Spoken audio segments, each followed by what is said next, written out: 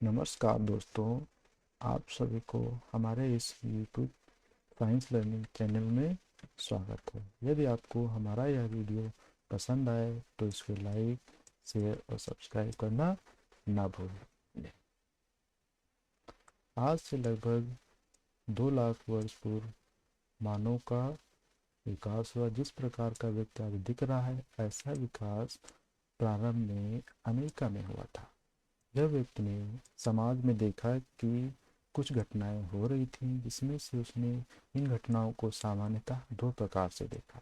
दिखने वाली घटनाओं में देखा कि कुछ जीव जंतु चल रहे हैं, कुछ पेड़ पौधे हिल रहे हैं, इस प्रकार की घटनाएं देखी। कुछ घटनाएं देखी कि जीव छोटी सी घटनाएं थी, जो जीव जंतु कैसे निर्माण हो रहा, पेड़ पौधों का निर्माण कैसे हुआ। कुछ घटनाएं दिख नहीं रही थी, जिसमें से उसने आवाज सुनी, प्रकाश देखा आदि। हम देखते हैं जीवन की उत्पत्ति में कुछ थ्योरी थी। जैसे प्रारंभ में माना जाता था कि जीवन का निर्माण भगवान के द्वारा हुआ है, लेकिन इसका कोई वैज्ञानिक सिद्धांत नहीं मिला। फिर दूसरी थ्योरी आई, जिसमें जो है रासायनिक इवोल्यूशन थ्योरी मानी गई, जिसके हिसाब से ऑर्गेनिक कंपाउंड आपस में मिलकर सेल्स का निर्माण करते थे। हम एक डायग्राम देखते हैं, जिसमें यह दिखाया गया है कि सेल जब आपस में मिलती हैं तो टिश्यू का निर्माण होता है। टिश्यू जब आपस में मिलती हैं तो आर्गन का निर्माण होता है।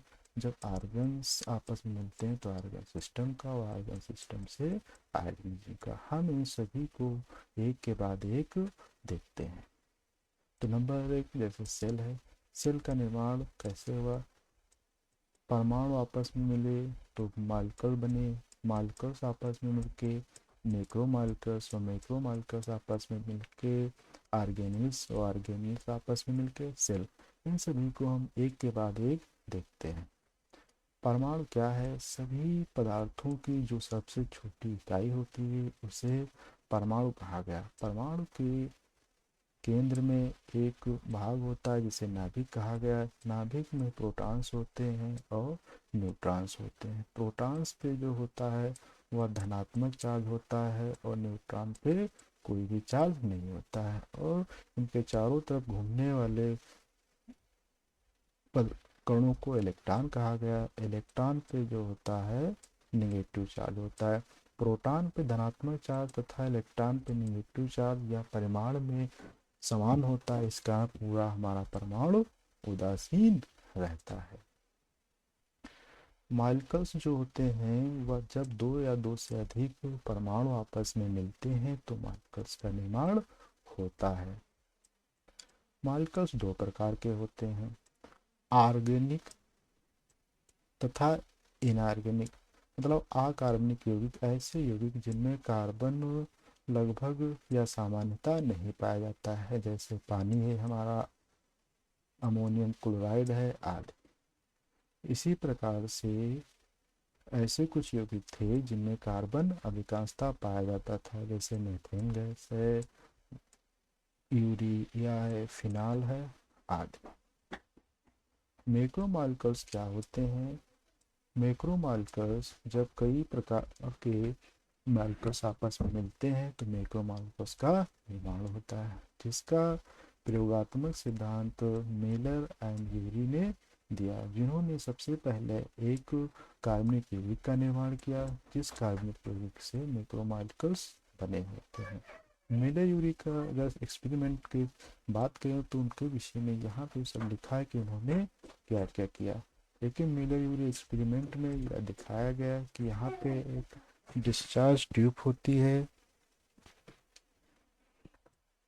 और इस डिस्चार्ज ट्यूब में यहाँ पे से कुछ भाप प्रवाहित की जाती है, या भाप आती है, और इसमें हाइड्रोजन, अमोनियम आदि गैसें रहती हैं, और इन गैसों को यहाँ से एक ठंडे से वातावरण से पास किया गया, और ये ठंडे से वातावरण पास होने के कारण यहाँ पे जमने लगी। इस जमे हुए यौगिक में देखा गया कि कार्बनिक यौगिक था, जो कि हमारे सेल्स के निर्माण में भागीदारी दे रहा था।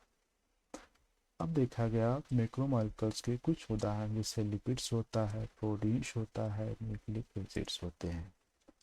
ऑर्गेनिल्स क्या होते हैं? जब कई मैक्रोमोलेक्यूल्स आपस में मिलते हैं तो ऑर्गेनिल्स का निर्माण होता है। ऑर्गेनिल्स के उदाहरण देखा जाए जैसे साइटोप्लाज्म है, साइटोस्केलेटन है, एंडोप्लाज्मिक रेटिकुलम है, माइटोकॉन्ड्रिया है। माइटोकॉन्ड्रिया को सेल का पावर हाउस भी कहा जाता है क्योंकि यह ऊर्जा सेल को देता है। राइबोसोम है।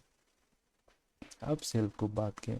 सेल सबसे छोटी इकाई होती है जिससे हमारा शरीर बना हुआ होता है। सेल लगभग 3.8 मिलियन ईयर्स पहले हुआ था, जो कि पृथ्वी के 750 मिलियन ईयर्स बाद हुआ है।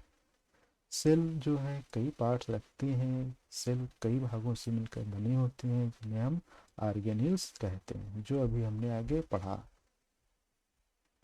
टिश्यू कई जब समान प्रकार की कोशिकाएं आपस में मिलती हैं तो टिश्यू का निर्माण होता है। जब कई प्रकार के टिश्यूज आपस में मिलती हैं तो एक प्रकार से ऑर्गन का निर्माण होता है, जिसमें से जैसे हमारा ये हृदय हो गया, किडनी है, लीवर है आदि। ऑर्गन सिस्टम क्या होते हैं? जैसे स्केलेटल है, नर्वस सिस्टम, मस्कुलर है, रेस्पिरेटरी है, एंडोक्राइन है, इम्यूनी है, कार्डियोवास्कुलर है, यूरिनरी है, इंटीग्यूमेंट्री अर्थात आवरण का है, रिप्रोडक्टिव एंड डाइजेस्टिव सिस्टम। यदि आपको यह हमारे वीडियो की कोई जानकारी अच्छी लगे तो आप इसे शेयर, लाइक, शेयर और सब्सक्राइब करना ना भूलें। आपको इस वीडियो का पीडीएफ हमारे इस वीडियो के डिस्क्रिप्शन में लिंक मिल जाएगा, और परमाणु के विषय में अगर आपको जानना है तो उसका भी लिंक आपको हमारे डिस्क्रिप्शन चैनल में मिल जाएगा, जहाँ पे परमाणु के विषय में कुछ अधिक जानकारी दी गई है और परमाणु क्यों अध्ययन किया जाता है उसके विषय में भी बताया गया। इन सब जानकारियों को हम यहीं पर रोकते हैं और कुछ मिलेंगे अलग अगले वीडियो में। जब तक के लिए धन्यवाद।